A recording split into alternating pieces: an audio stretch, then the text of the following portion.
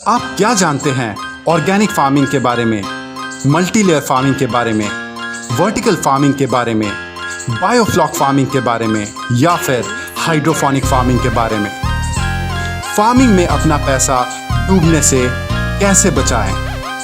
कैसे पता करें फार्मिंग का ये बिजनेस आपके लिए है भी या नहीं?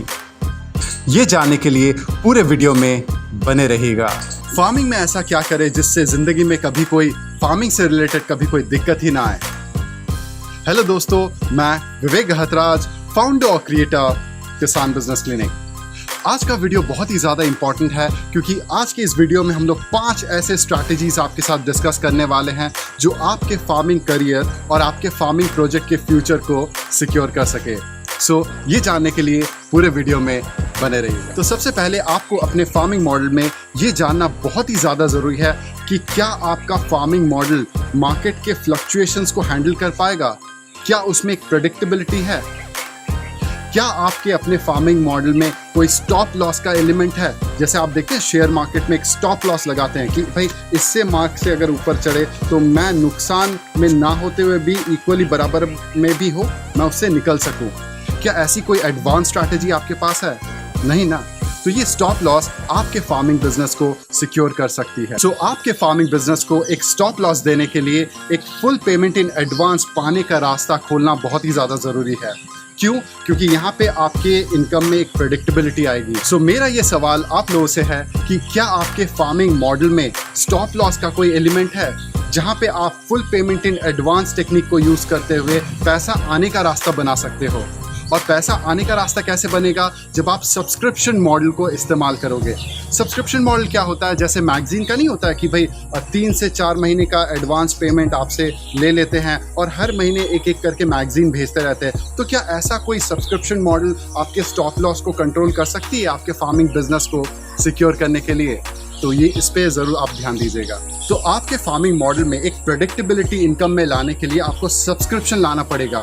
और सब्सक्रिप्शन लोग तभी देंगे जब आपके उसमें प्रोडक्ट में क्वालिटी होगी, आप ट्रस्ट जनरेट करोगे लोगों के दिलों में, और फाइनली उनके डाइट के हिसाब से आपका फार्मिंग का प्रोडक्शन होगा। मैं डाइट के हिसाब से क्यों बोलता हूँ? क्योंकि इसमें हाईली कस्टमाइज्ड रहता है। कस्टमाइज चीज़ें ज़्यादा अच्छे रेट पे बिकने का चांसेस बहुत हाई होता है, उसमें आपको मार्जिन ज़्यादा मिलते हैं और आपका ग्रोथ भी ज़बरदस्त होता है। तो ये सारी चीज़ें आपको जाननी बहुत ज़्यादा ज़रूरी है स्टॉप लॉस को इस्तेमाल करते हुए। तो क्या आपके फार्मिंग मॉडल में वो स्टॉप लॉस का एलिमेंट है? ये आप खुद से पूछिए। जब मंडी का रेट टूटता है तो किसान का दिमाग काम करना बंद कर देता है, और इसी के चलते हम लोगों ने यहाँ पे एक हेजिंग वाला स्ट्रैटेजी इम्प्लीमेंट किया है। अभी हेजिंग क्या होता है? तो सेकेंड स्ट्रैटेजी हो गया आपका हेजिंग का। क्योंकि आप सोच के देखिए, जब आप अपना फार्म के प्रोडक्शन को जब मार्केट में लेके आते हैं और मार्केट का रेट टूट जाता है, क्यों? क्योंकि ऑब्वियसली सब लोग एक साथ बहुत ज़्यादा क्वांटिटी में इधर टमाटर लेके आ जाते हैं या फिर बैगन लेके आ जाते हैं। सो इन दैट केस क्या होता है, मार्केट में 1-2 प्रोडक्ट सबके पास रहते हैं, तो जीतने वाले घोड़े पे जिसपे टमाटर या फिर बैगन पे आपने दाव लगाया है वो हार रहा है आपका मार्केट में, सारे के सारे वही प्रोडक्शन लेके आ रहा है। बट वहीं पे जब आप प्रोफेशनल फार्मिंग बिजनेस करते हो, वहाँ पे ये हेजिंग स्ट्रैटेजी यूज़ होती है। वहाँ पे क्या होता है, एक बड़ा सा पोर्टफोलियो लेके आप अलग अलग टाइप के ऑलमोस्ट एक 30-40 से लेके 80 वैरायटीज़ तक लेके आप फार्मिंग करते हो।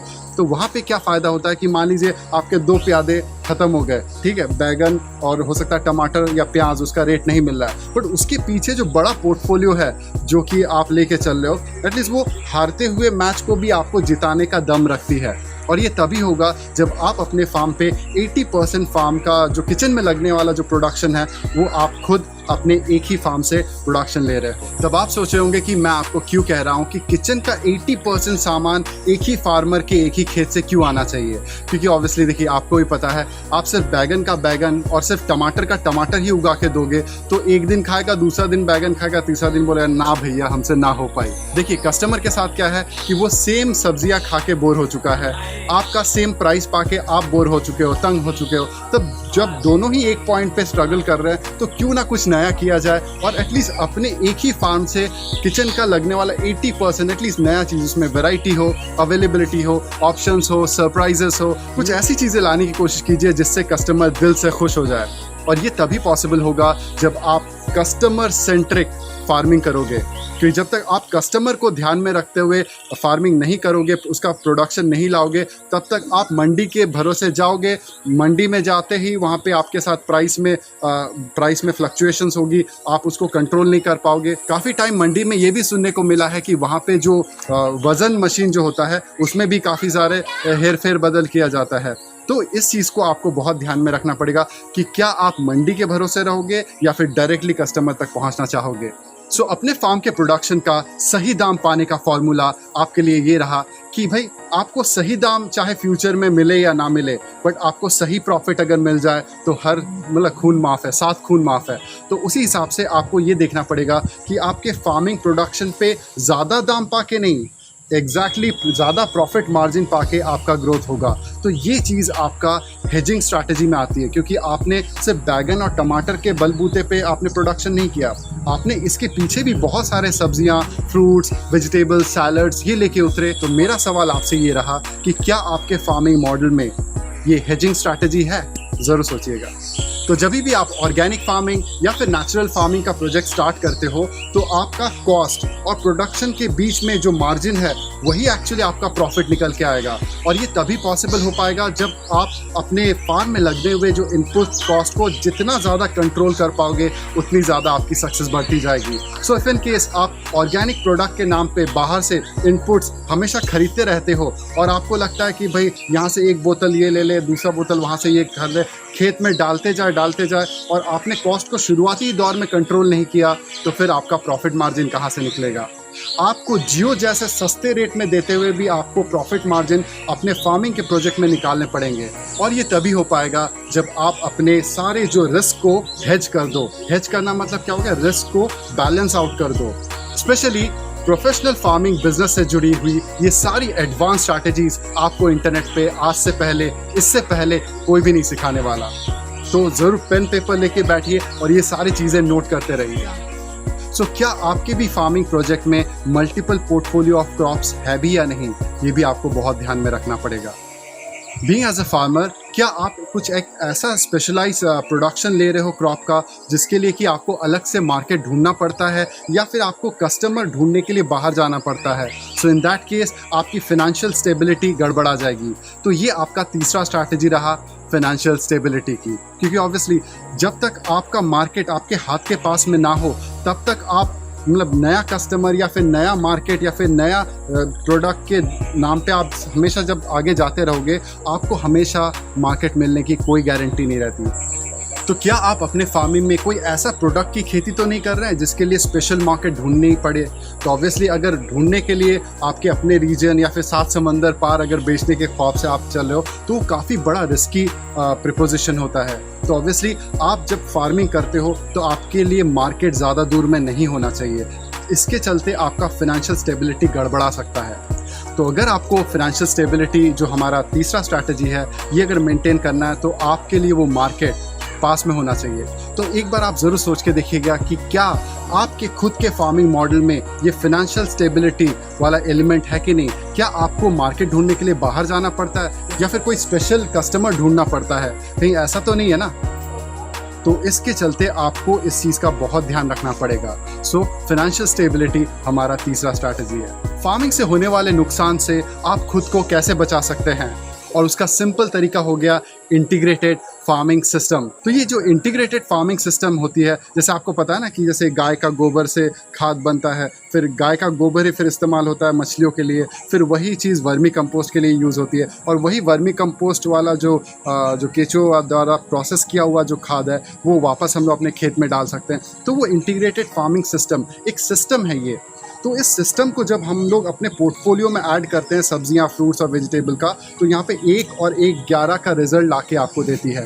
तो ये 1 और 1 11 का रिजल्ट आपको तभी बहुत अच्छे से अप्लाई करने के लिए मिलेगा जब आप उसके साथ इंटीग्रेटेड फार्मिंग सिस्टम को ऐड करते हो। पर हाँ, इस इंटीग्रेटेड फार्मिंग सिस्टम में एक बहुत बड़ी खामी है।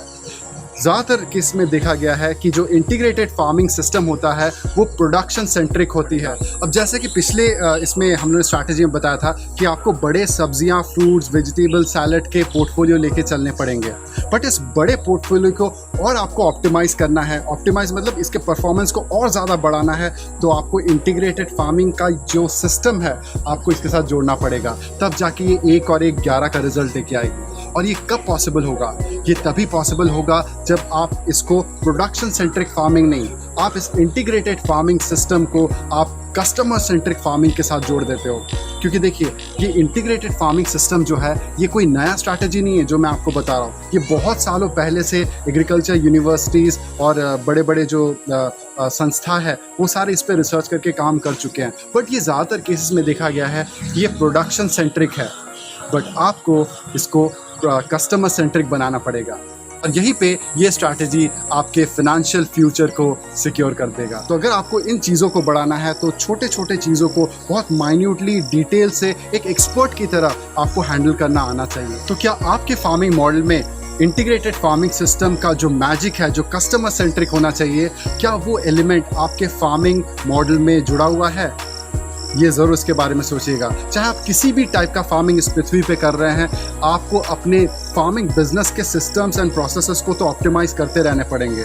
और जब तक ये आप ऑप्टिमाइज़ नहीं करेंगे, आपके इनकम का जो लेवल है वो कभी ज़िंदगी में बढ़ नहीं सकता। इसके बाद 5वां स्ट्रैटेजी कि नुकसान होने के बाद आप इस नुकसान से कितना जल्दी रिकवर कर जाते हो फार्मिंग के सेक्टर में। क्योंकि ऑब्वियसली आपको भी पता है कि फार्मिंग सेक्टर में कुछ कुछ ऐसे फार्मिंग भी होते हैं जो जैसे चंदन की खेती हो गई, सागवान की फार्मिंग हो गई, या फिर कोई ऐसा चीज़ जिसमें आपका बहुत लंबा समय हो लग जाता है पर उसमें आप रिकवर नहीं कर पा रहे हो, या फिर कुछ ऐसा चीज़ आपने इंक्लूड कर दिया अपने फार्मिंग मॉडल में जिससे रिजल्ट आपको आते आते समय लग जाएगा, और समय आने पर जब आपको उसका रिजल्ट पता चलेगा वो आपके आउट ऑफ द फेवर चली गई, तो उससे आप जल्दी से जल्दी कैसे रिकवर कर जाओगे।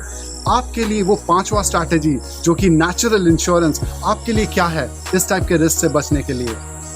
सबसे पहले आप ये देखिए, ये जो नेचुरल इंश्योरेंस मैं इसलिए बता रहा हूँ, हो सकता है आपके जो फैमिली मेंबर जो कि इस फार्मिंग के प्रोजेक्ट में आपका साथ दे के काम कर रहे हो, या फिर आप खुद भी इस प्रोजेक्ट में काम कर रहे हो सकता है किसी वजह से आपको 6 महीने का बेड रेस्ट लेना पड़ रहा है। सो इन दैट केस आप कहाँ जाओगे? कि फार्मिंग में तो सदी का सबसे बड़ा तूफान आ गया या फिर सबसे बड़ा बाढ़ आ गई है, इसके बाद आप उसके तुरंत बाउंस बैक कैसे करोगे?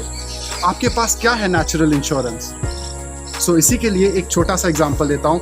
कैच क्रॉप बोलते हैं इसको। कैश क्रॉप तो सबने सुना होगा कि भाई कैश मिलता है उससे, ठीक है, बट आपको मैं बताता हूँ कैच क्रॉप के बारे में।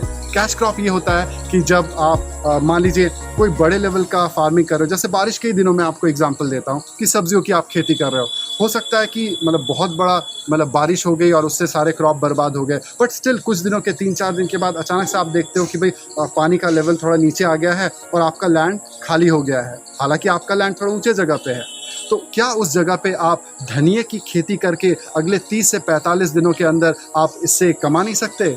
ऑब्वियसली आप कमा सकते हो। तो इसी के चलते इसको हम लोग कैच क्रॉप बोलते हैं। विकेट कीपर नहीं होता क्रिकेट में ऐसे कैच करते हैं, तो वैसे ही कितना जल्दी बाउंस बैक कर सकते हो। 30 से 45 दिन के अंदर आप कैच क्रॉप, छोटे छोटे क्रॉप से ये रिकवर कर सकते हो। हालांकि बहुत सारे लोग ऐसे भी होते हैं जिनको कैच क्रॉप ही मेन क्रॉप दिखने लगता है और इसी के चलते वो शायद से सीजनल ही सिक्सर मार के आउट हो जाते हैं डक में। तो ये चीज़ आपको नहीं करनी है। आपका फार्मिंग का जो बिजनेस है एक प्रॉपर पोर्टफोलियो और स्ट्रैटेजी के तहत ही काम करना चाहिए। तो आप कैच क्रॉप को ही अपना मेन क्रिकेट मैच का विनिंग गेम मत समझिए। आपके बॉलर्स भी इंपॉर्टेंट है, आपके बैट्समैन भी इंपॉर्टेंट है, आपके कीपर्स, आपके विकेट कीपर भी इंपॉर्टेंट है और आपके फील्डर्स भी इंपॉर्टेंट है। उसी तरीके से ये कैच क्रॉप जो है उसको भी आपको ध्यान में लेते हुए काम करना पड़ेगा। हो गया कि जैसे आप फार्मिंग में क्या होता है, देसी सब्जियां उगाते हो, देसी सब्जियों के बैकअप में आप एग्जॉटिक वेजिटेबल्स उगाते हो, एग्जॉटिक वेजिटेबल्स के बैकअप में आप फ्रूट्स लेते हो, फ्रूट्स के बैकअप में आप मतलब ऑर्गेनिक एग्रो टूरिज्म चलाते हो। तो ऐसे बहुत सारे जो चीज़ें हैं, नेचुरल इंश्योरेंस आपके एक मॉडल के फेल होने पे अगला मॉडल आपका तैयार रहता है। तो इस तरीके से आपको चीज़ें स्ट्रैटेजाइज करते हुए अपना नेचुरल इंश्योरेंस खुद बनाना पड़ेगा।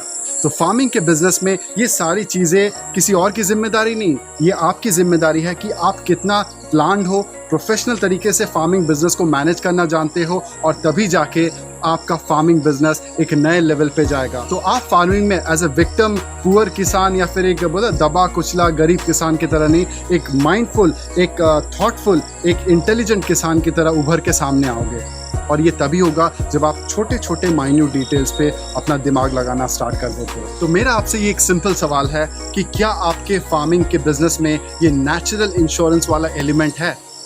अगर है तो बहुत ही बढ़िया, कॉन्ग्रेचुलेशंस। और अगर नहीं है तो ज़रूर इसके बारे में सोचना आप ज़रूर स्टार्ट कीजिए।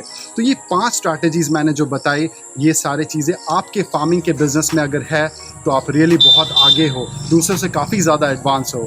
और अगर आपके फार्मिंग बिज़नेस में अगर ये मॉडल इंक्लूडेड नहीं है, ये सारे एलिमेंट्स, तो ऑब्वियसली आपको प्रोफेशनल फार्मिंग बिजनेस के बारे में थोड़ा तो ध्यान देना चाहिए। तो अब आइए आपको मिलाते हैं इस सारे फार्मिंग बिजनेस मॉडल के नए बाप से, और ये हो गया प्रोफेशनल फार्मिंग बिजनेस। तो आइए देखते हैं इसमें ऐसी क्या खासियत है जिसके चलते ये सबका बाप बन के बैठा हुआ है। प्रोफेशनल फार्मिंग बिजनेस का मॉडल अभी दिखाते हैं, चलिए। अपना एक सही और सटीक क्रॉपिंग पैटर्न बिना डेवलप किए फिनेंशियल स्टेबिलिटी नहीं आ सकती। मैं फिर से कह रहा हूं, अगर फिनेंशियल स्टेबिलिटी आपको अपने फार्मिंग के बिजनेस में चाहिए तो आपको सही से और सटीक तरीके से क्रॉपिंग पैटर्न्स बनाने पड़ेंगे अपने फार्मिंग में। और इसीलिए किसान बिजनेस क्लिनिक में हम लोगों ने IFS यानी integrated farming system, cropping patterns और प्रोफेशनल मैनेजमेंट को मिलाते हुए हम लोगों ने डेवलप किए हैं प्रूवन ये practical training programmes. Seasonal pattern, marketing के पैटर्न्स को, क्रॉपिंग के पैटर्न्स को, क्रॉप रोटेशंस के पैटर्न को, जैसे कि रिले क्रॉपिंग भी इसमें आता है। रिले क्रॉपिंग मतलब जो रेसर दौड़ता नहीं, हाथ में एक डिग्री लेके फिर आगे वाले को थमाता है, तो उसको रिले क्रॉपिंग बोलते हैं। उसके अलावा मल्टी लेयर क्रॉपिंग सिस्टम, और उसी के साथ हम लोग शॉर्ट टाइम ड्यूरेशन वाली कैच क्रॉप्स भी अपने पास रखते हैं जो कि 30 से 35 दिन में तैयार हो जाए। इसीलिए प्रोडक्शन और क्वालिटी ऑर्गेनिक या नेचुरल फार्मिंग को यूज़ करते हुए कैसे मिले आपको, और इसलिए इंटीग्रेटेड फार्मिंग सिस्टम में जब हम लोग प्रोडक्शन और क्वालिटी ऑर्गेनिक या नेचुरल फार्मिंग को यूज़ करते हुए इस्तेमाल करते हैं तो हमारा वो फ्यूचर सिक्योर कर देती है। इसमें सबसे बड़ा ध्यान देने लायक बात है कि हम लोग जो भी करेंगे कस्टमर सेंट्रिक फार्मिंग होगी। क्रॉप प्लानिंग का भी हम लोग एडवांस स्ट्रैटेजी रखेंगे, तो भी उसमें डेट्स को ध्यान में रखेंगे, क्रॉप को ध्यान में रखेंगे, फार्म के प्रोडक्शन पैटर्न्स और उसके डिज़ाइन और एस्थेटिक्स को भी ध्यान में रखते हुए हम लोग ये सारी प्लानिंग करते हैं। और इसीलिए इन सारी चीज़ों की और डेप्थ और डिटेल में प्रैक्टिकल हैंड ऑन इम्प्लीमेंटेशन की जानकारी हम लोग किसान बिजनेस क्लिनिक के ट्रेनिंग प्रोग्राम में देते हैं। सारे फार्मिंग मॉडल्स के बाप के बारे में जानने के लिए आपको प्रोफेशनल फार्मिंग बिजनेस सीखनी पड़ेगी, और इस चीज़ की ट्रेनिंग हम लोग अपने किसान बिजनेस क्लिनिक के ट्रेनिंग प्रोग्राम में देते हैं, जिसका कि लिंक आपको इसी वीडियो के नीचे या फिर ये ऊपर में आपको मिल जाएगा। करना क्या है, आपको सिंपली उस दिए हुए लिंक पे क्लिक कीजिए और वो आपको एक पेज पे, पेमेंट पेज पे लेके जाएगा, और वहीं पे आपको जाके पेमेंट जैसे ही प्रोसेस हो जाता है वैसे ही हम लोग आपको इस प्रोफेशनल फार्मिंग बिजनेस मॉडल के ट्रेनिंग प्रोग्राम पे एक्सेस देते हैं, जहाँ पे हम लोग प्रैक्टिकली आपको सिखाते हैं कि इसको इम्प्लीमेंट आपको करना कैसे है। और यहाँ पे हम एग्जैक्टली आपको सिखाते हैं कि कैसे आप प्रोफेशनल फार्मिंग बिजनेस को प्लान, बिल्ड एंड ऑपरेट करते हुए इसको नेक्स्ट लेवल पे लेके जा सकते हो। अपना फार्मिंग के बिजनेस को, अपने फार्मिंग के करियर को ऑब्वियसली स्टार्ट कर सकते हो, क्योंकि ऑब्वियसली स्टार्ट करने के बाद उसको प्रोफेशनली मैनेज कैसे करना है, हमारे फार्म के प्रोडक्शन को मार्केट के रेट को बीट करते हुए कैसे प्रॉफिटेबल रहना है, इन सारी चीज़ों की जानकारी हम लोग अपने प्रीमियम किसान बिजनेस क्लिनिक ट्रेनिंग प्रोग्राम में बताते हैं। सो इस पूरे वीडियो को देखने के बाद आपको करना क्या है, आपको सिंपली हमारे किसान बिजनेस क्लिनिक ट्रेनिंग प्रोग्राम के लिए एनरोल करना है। इस दिए हुए नंबर पे, यही ऊपर या फिर यहाँ पे नीचे पे आपको दिखेगा, यहाँ पे नंबर पे आपको कॉल करना है और हमारी टीम से फ़ोन करके पूछिए कि कैसे आप हमारे ट्रेनिंग प्रोग्राम को ज्वाइन कर सकते हैं। तो अगर आज का वीडियो आपको पसंद आया होगा, लाइक कीजिए, शेयर कीजिए, सब्सक्राइब कीजिए, और अपने उन सारे दोस्तों के साथ भी ये वीडियो ज़रूर शेयर कीजिए जो रियली फार्मिंग के बिजनेस में ज़रूर कुछ बड़ा करना चाहते हैं, बट उनको प्रोफेशनल फार्मिंग बिजनेस के बारे में कोई नॉलेज या कोई जानकारी नहीं है। इस नए प्रोफेशनल फार्मिंग मॉडल के बारे में उनके साथ भी शेयर कीजिए और उन्हें बताइए कि क्यों ये अलग है और कैसे ये आपको भी मदद कर सकता है। तो आई होप आज का वीडियो आपको पसंद आया होगा। धन्यवाद।